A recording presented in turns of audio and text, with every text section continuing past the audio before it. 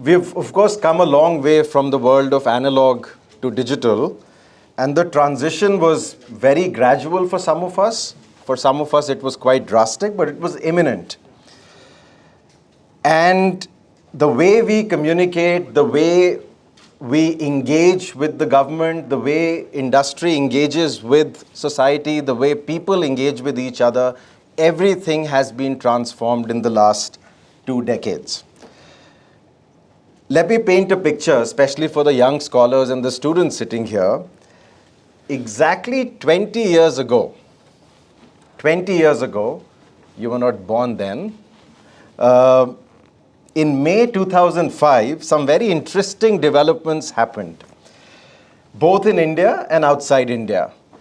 In India, we were seeing a dream run. The economists were calling the period of 2004 to 7 as the dream run, with the growth rates exceeding 8% consistently, which is quite fabulous for a large economy like India. Around the same time in May, the Tatas, a very big conglomerate, Indian conglomerate, had acquired Chorus Group, Europe-based steel company. The Mittals acquired Arcelor, and these two then became two of the largest steel companies in the world. The Birlas acquired Novelis in the US, and then became the largest aluminum company in the world. So times were good. Everything seemed very investor-friendly, seemed quite in favor of the global economy. Even BITS University was in a phase of expansion. I was discussing it with our fellows yesterday in dinner. We expanded and we set up new campuses in Dubai and in Goa around the same time. In the world of communication, which is why all of us are here, in this period, again, a lot of changes were happening. Nokia acquired Siemens, two pioneers in mobile communication. Qualcomm Snapdragon systems on circuit was getting ready. It is a technology that brings in GPU, CPU, camera, sensors all together in one unit. Sony Ericsson's phone was winning design awards. Motorola's flip phone called Razr, some of you might remember, was winning hearts because of its design. BlackBerry, first time, was launched with a camera. Little did we know that later it would just be a fruit, especially for the youngsters sitting here. It really was a smartphone back in the day. And really 20 years ago, the term Android could have been confused with a reference to Star Trek. But in the background, something was bubbling. Project Purple was kicking off. By show of hands, how many of you know what Project Purple was really doing or wanting to do? Anyone? Okay, good. Well, every top secret project worth its salt in intrigue has a code name. The project team, which was called Project Purple, in their office even put up a sign outside a heavily guarded room with a nameplate called Fight Club. Now do you know what I'm talking about? Because the first rule of the movie Fight Club is that you don't talk about the club. What am I talking about? I'm talking about the iPhone.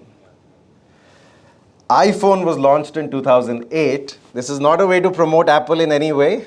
I want to make a disclaimer here. But it was really the first phone to use a multi-touch technology, and it revolutionized how design and functionality and technology all came together in a very interesting way. Of course, they built on the achievements and work of a large number of engineers and companies and R&D departments all over the world. At the same time, Samsung announced the first mobile device with an Android operating system. And then we started to see what was never seen before. The world's fastest moving sector entered the domain of the world's slowest moving occupation. Technology was now in the courts of law and was being discussed in chambers of lawyers. The US court decided the Rambus matter, which was quite significant, a landmark case where Rambus, a small company which was started by a professor, was asked to shell out patent royalties to use the IP of Rambus. And then two very large companies, Apple, Nokia, they got into an IP infringement, very complicated litigation which went on for a while, which officially, as some scholars call, kicked off the smartphone wars. And remember, Google at that time was still warming up on some treadmill in a corner, readying for what's going to come. Fast forward 15 years, more than 2.5 lakh patents found their way into a smartphone. It's an anecdotal figure. I'm not sure if it's empirically tested, but I'm sure there are at least 2 lakh patents inside a smartphone. The speed and range both of data transmission increased from only 2 Mbps to more than 20 Gbps. That's the reason why you're able to stream live events on your smartphone. More players entered the market. Several technical standards were established, including Wi-Fi, Bluetooth, USB, 4G, 5G, and now work is progressing quite well in 6G, and the deployment is expected to be in 2030, 5 years from now. For all practical purposes, mobile communication has become what technologists call as GPT. Not chat GPT, but general purpose technology like electricity. Well, all of this sounds good, but there has been indeed a polarization in otherwise a very balanced conversation around IP. The polarization is on how we look at IP as an enabler to technological innovation. Polarization on contentious matters related to licensing of IP.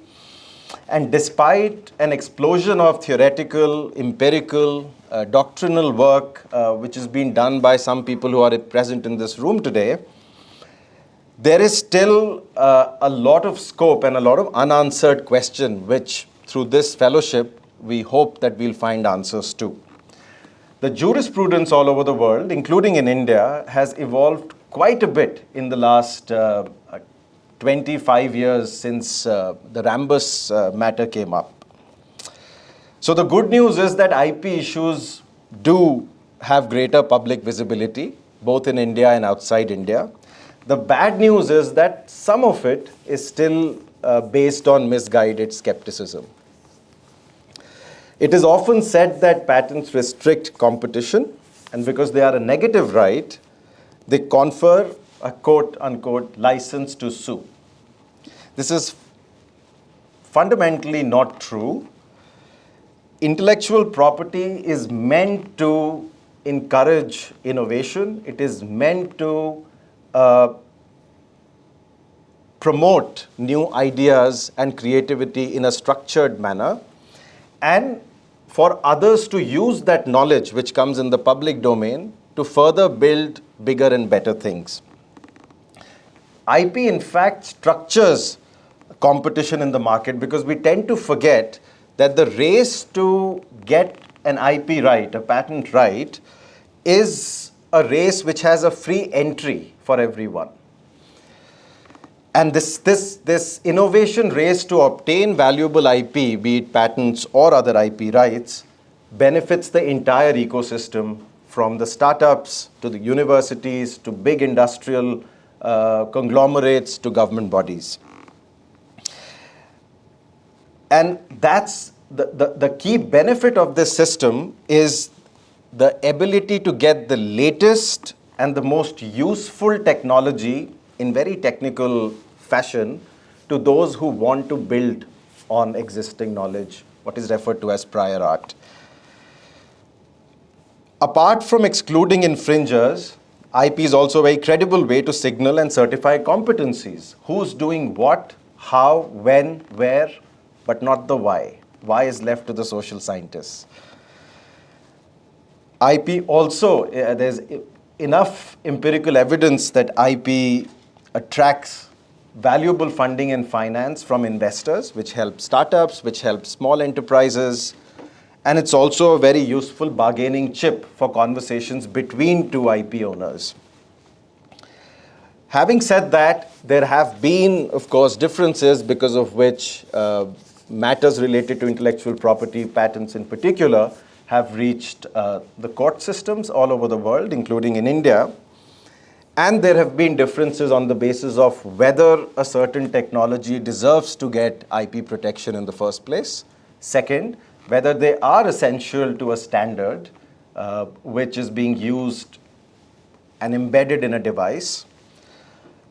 And what should be the price that one has to pay to use these protected technologies or approved standards.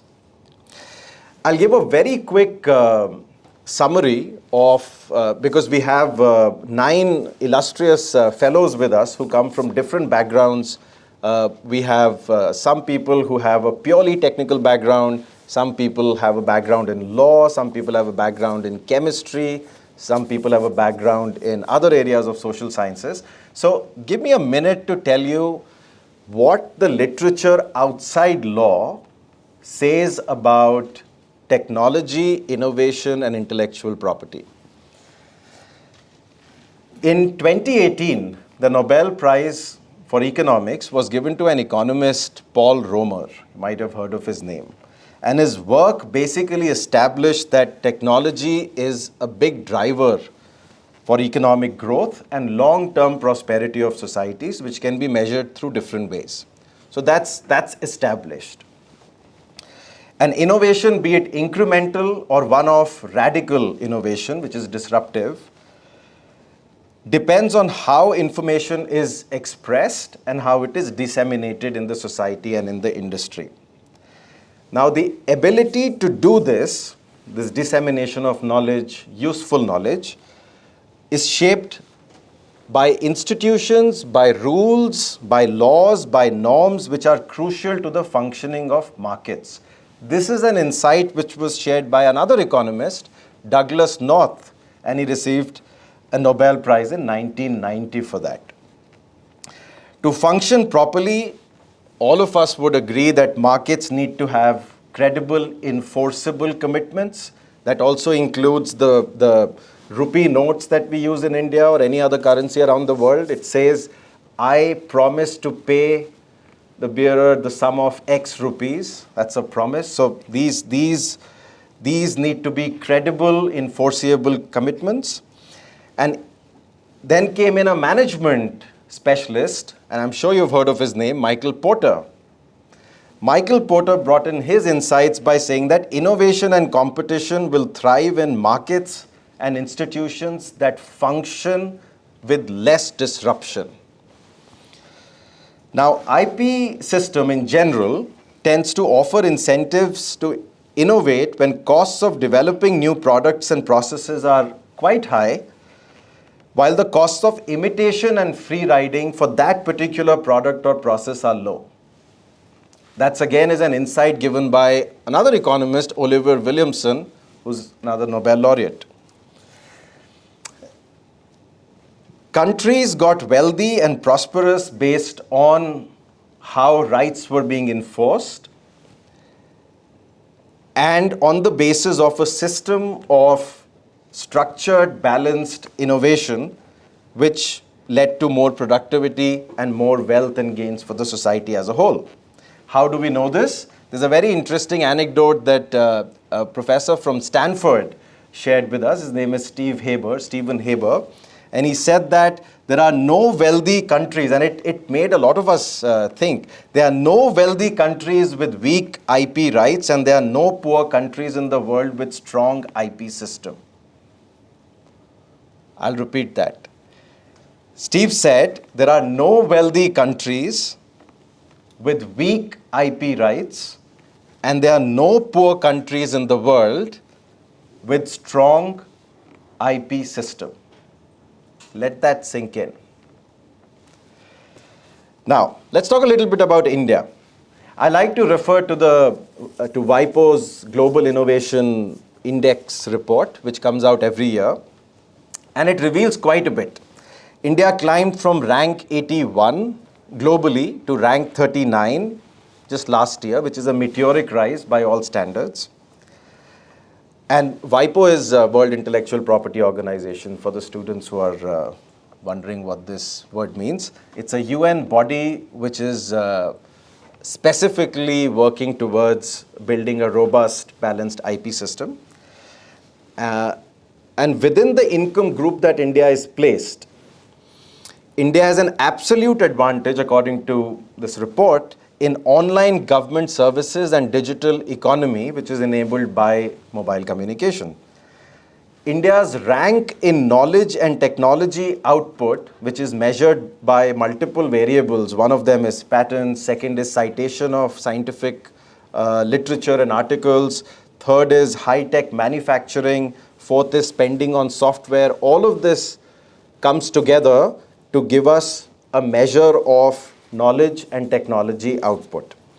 So in this measure, India grew from 60 rank to 22 rank across 132 countries, which is quite an accomplishment. India is currently ranked first globally in exports of ICT, information communication technology services. That means telecom, computers, and ITES, IT-enabled services. It's not a coincidence that India is home to a lot of technology companies with clusters in Gurgaon, parts of Mumbai and Pune, Hyderabad, Bangalore, and so on. So India is definitely a success story in creative application of technology, creative application of communication technology in particular. And there are so many examples. I'll mention some of them. UPI, which is a global success story that benefits not only retail businesses, but consumers like you and me. Online banking, which benefits consumers. I can share my own experience when I was doing my PhD in Germany many moons ago. I had a bank account with Deutsche Bank, where I used to get scholarship from the Max Planck Society. In order to make a transaction online, it's quite hilarious now. They used to give us a printout with serial number 1 to 100 and codes, random codes written next to each serial number. And when you used to open online banking, then you were supposed to enter randomly one code which was next to that serial number. That was there at that time, state-of-the-art technology to make sure that frauds don't happen.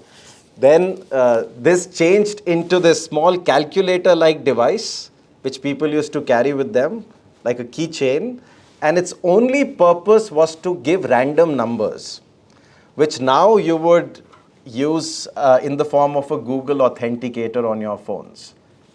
Randomization of numbers. So from that point, we've come to a stage where very quickly, within a second, we get an OTP and we can access a lot of services online. Connectivity has made vehicles safer. Quick e-commerce, something that all of us depend on, right from Zomato, Swiggy to Amazon and Flipkart. It's created new jobs. There are smart drones operating right now, which utilizes and applies the deep tech technology to make medicines and vaccines reach areas in, for example, our northeastern states, which are very difficult to reach by the healthcare providers.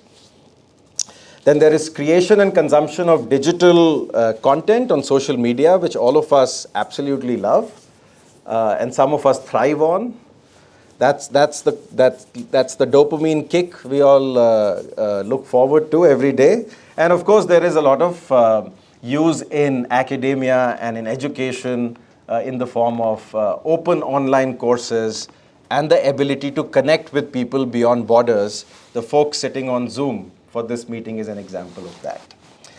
However, WIPO also suggests that we are lagging behind as a country in creating new knowledge.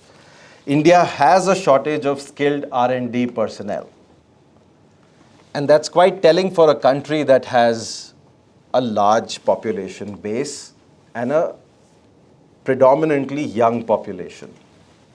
What is more telling is the minuscule spending on R&D by the public sector, which is only 0.35% of our national income or GDP. And only 0.25% of the national income is spent on R&D by the private sector. That's way below the global benchmark of 3% of a country's annual income. India's gross expenditure on R&D, therefore, adding the two together, is about 0.6% of GDP. Now, our GDP is quite massive. And in the news yesterday or day before yesterday, you might have read that we are now at rank 4 or 5. The problem is that we have remained at 0.6% of our national income on R&D since 1984. So when you do the 0.6% of the absolute number, then you get a big figure, but in percentage terms, we haven't advanced at the pace at which we should have. And I'm sure there are many constraints. It's very easy to say that we should go from 0.6 to 2 to 3%. But in Fortune 500 rankings, another globally standardized figure, there are only 9 Indian companies compared to 135 from China, 136 from the US, and between 20 to 30 each from France, Germany, Japan, and even the UK. Coming to 5G, which is currently the cutting edge, I read a report a few weeks ago that shared that currently China and the US, led by some very innovative companies, including Huawei, ZTE, Oppo, Apple, Microsoft, Qualcomm. They are, at this point, doing phenomenally well in innovation and IP in 5G technology. Closely followed by the powerhouses in Europe, Nokia, Ericsson, for example, and closely followed by South Korean giants, including Samsung and LG. They're catching up really fast. And irrespective of what the global discourse on China is currently, one has to commend the progress that they've made in a systematic manner on technology. There have been instances of misuse. There have been instances of mischief. There have been instances of crossing boundaries. But currently, the top 50 players in 5G that have approximately 82,000 patents, out of this 82,000, 30,000 are held by Chinese companies. That's a phenomenal number. That means every 1 out of 3 5G patents have a Chinese origin. With 27% of all 5G patents, US at this point has the largest share of 5G SEPs. Now we get into essential patents to implement the standard of 5G. China has 22% share. And China is both a major consumer market and a technology innovation market. Europe has about 18% share, and South Korea and Japan have about 8% each share of the global 5G SEPs. These are 30,000 patents each. India is making gradual progress. We are at 447 patents right now. So that's a good start, but there is a long way to go. From an academic perspective, the data on published research, scientific and technical, has also been picking up, but we currently have 130 articles per million population. That's 138 articles for 10 lakh Indians. The number is 1,000 for Russia, 2,000 for Germany, and 3,000 for the UK. So we need to do a bit more. It is 4,000 for Australia per million population, 5,000 for Singapore, and almost 6,000 for a country like Switzerland. So there are definitely some best practices and some success stories for us to look up to and consider. According to CRA data, Charles Rivers Associate, on number of SEP licensors, India has 2 currently. That this number might be dynamic, it might change. China has 19, South Korea has 29, and the US has 48. This tilts the entire algebra and calculus of licensing in a big way. Last week, a noted engineer from Japan was in India. He's worked with NEC and Yahoo for more than 3 decades. His name is Akihiko Sugiyama. It was an IEEE conference that happened in Kochi Kochi or Tiruvananthapuram. And he delivered a lecture, and he said that Indian researchers need to be more patent-driven. This was covered in our media, so that their inventions can generate profits for the industry, for academia, and for the country, and contribute to the growth in all aspects. So while we have made tremendous progress in 6G, it was widely reported in the media, and we have made progress in each step of the entire lifeline of an idea, right from the concept stage to R&D, to filing, to examination, to grant, to commercialization, to licensing. We've made a lot of progress in each step, but as a large economy, there is tremendous scope to do more, and that's what this fellowship aims to do.